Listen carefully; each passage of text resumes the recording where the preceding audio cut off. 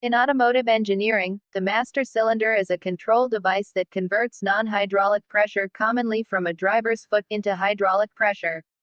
This device controls slave cylinders located at the other end of the hydraulic system. As piston move along the bore of the master cylinder, this movement is transferred through the hydraulic fluid to result in a movement of the slave cylinder.